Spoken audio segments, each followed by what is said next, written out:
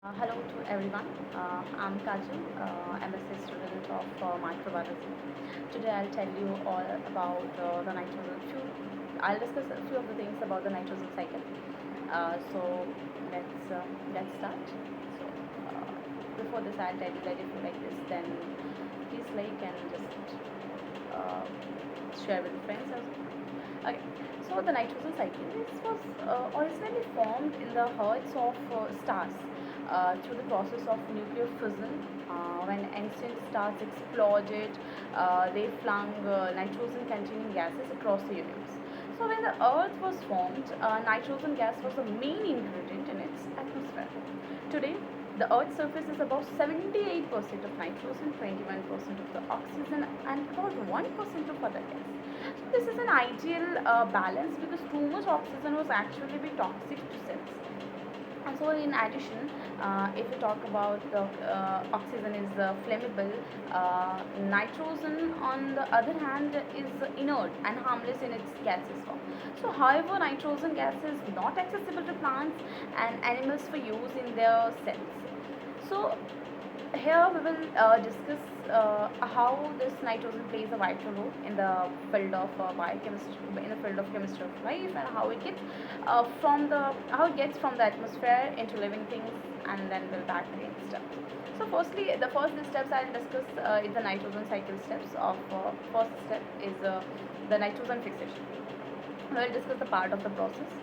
So, in the process of nitrogen fixation, bacteria turn gas from the atmosphere into ammonia. I'll just focus on this. In this process, nitrogen fixation, bacteria turns nitrogen gas from the atmosphere into ammonia.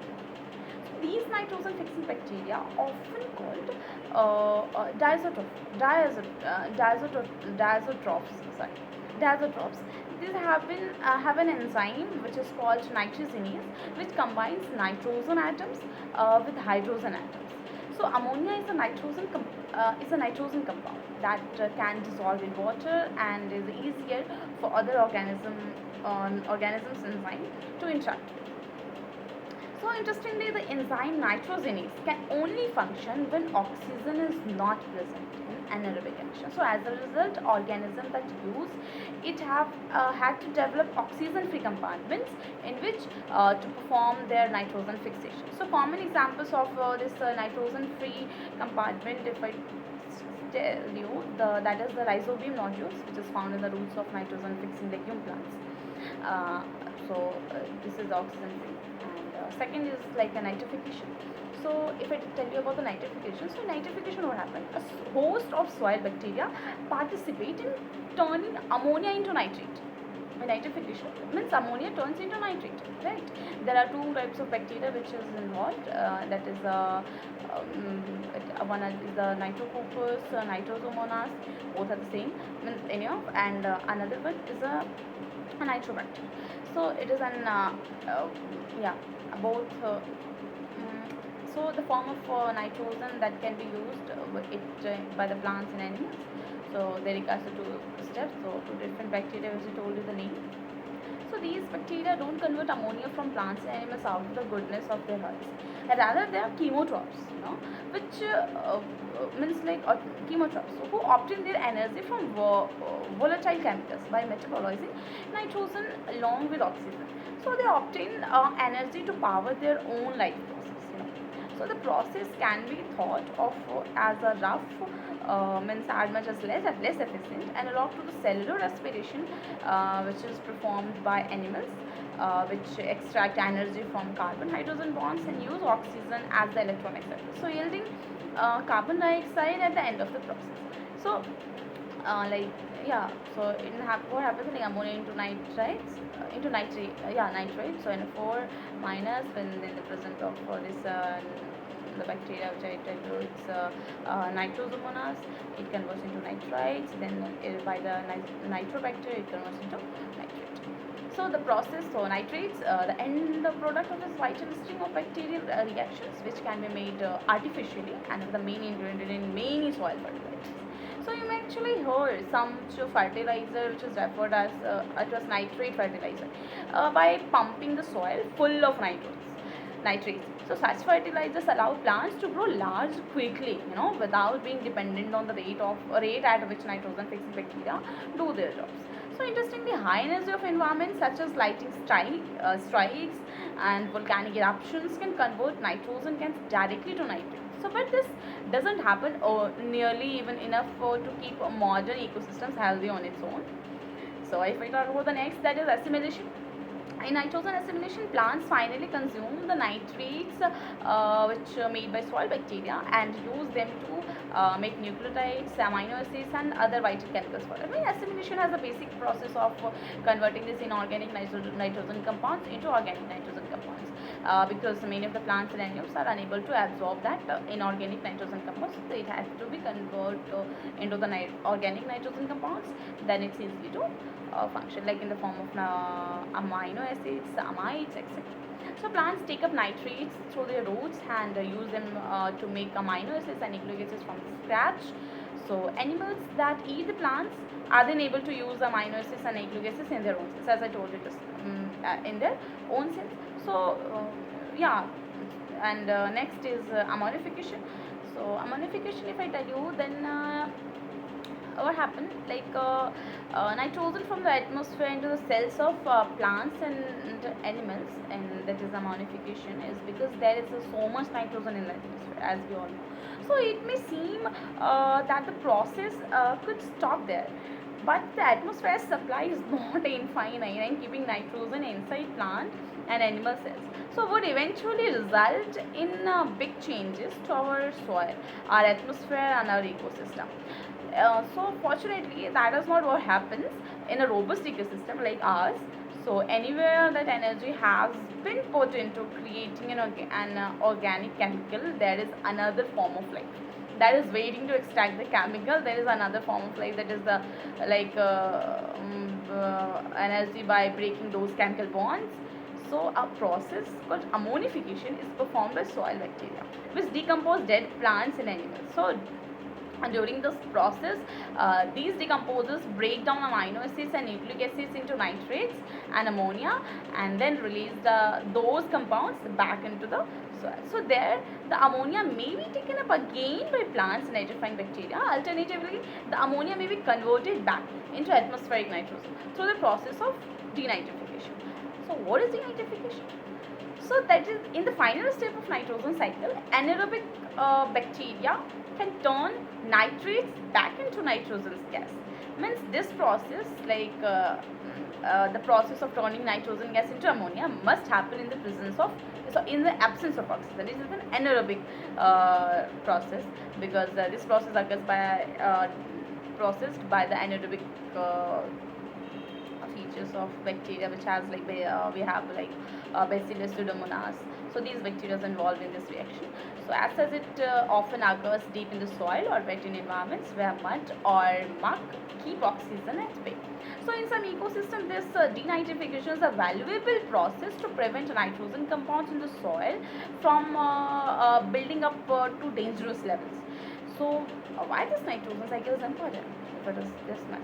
So because see, nitrogen is an essential ingredient for life, as we know. So its unique chemical bonding properties allow it to create structures such as DNA, RNA, nucleotides, and amino acids, from which proteins are built. So without nitrogen, these molecules would not be able to exist. So it is thought that the first nucleotide and amino acids formed naturally under the volatile conditions of early Earth. So where energy sources like lightning strikes could cause nitrogen and other atoms to react to form complex structures. So this process might have naturally produced self-replicating organic chemicals, but in order to reproduce and evolve, life needed to figure out how to make these nitrogen compounds on demand. So today, nitrogen fixers are organisms that can turn nitrogen gas from the atmosphere into nitrogen compounds that other organisms can use to produce nucleic acids, amino acids, and more. So these nitrogen fixers are such a vital part of the ecosystem that agriculture cannot occur without them.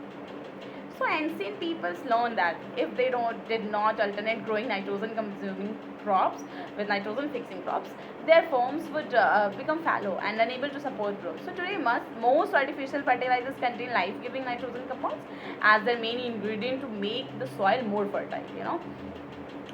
So this is all about the importance. So is it possible that nitrogen is too much dangerous? If I tell you that yes, nitrogen is too much dangerous, how? So while the importance of nitrogen to plant and animal life might make it sound like there is there are no such things as too much. There are actually some dangers that can arise from putting too many nitrates in the soil. Like anything else, nitrogen compounds can be toxic in high concentrations. Just like too much oxygen is toxic to air breathers, plants can suffer harmful effects from nitrogen overdose. What about the humans? If I tell you humans, then nitrates can also be likely toxic to humans because when it consumed in large quantities in food or water, so nitrates can increase the cancer risk, and interfere with the blood chemistry as well, leaving blood unable to properly carry oxygens in the blood. So yeah, have you heard some side effect, that is blue baby syndrome? Because it is one side effect which seen in humans who consume high level of nitrates in their food or water. So it's just due to the high concentration of nitrogen. What about if I talk within the ecosystem, if I tell you, then another acute worry is the danger of throwing ecosystems out of balance. Some organisms can use nitrogen compounds to grow faster than others. So, and that means that when there is lots of nitrogen, around, these organisms can grow so fast as they cause harm to other organisms. So one concern that has been raised about the use of artificial nitrate fertilizer is that when it gets into rivers, lakes, and even the oceans, it can cause that is called runway growth of plant life there. The more plant life might sound like good thing, but not when aquatic plants include algae that can block the sun and oxygen from getting to other aquatic organisms, and even produce toxins that make humans and other animals sick. So nitrate fertilizer in water supplies has been blamed for some blooms of red tides, brown tides, and that is the bacteria is Festivia bacteria, all of which produce toxins that can sicken or kill humans and other animals as well. So the question of how to keep farmlands fertile without using nitrate fertilizer is still being investigated by the scientists, and it is hoped that someday sustainable practices using natural or genetically engineered nitrogen fixing plants may allow farmers to produce high crop yields without adding high concentrations of artificial these nitrates to the soil.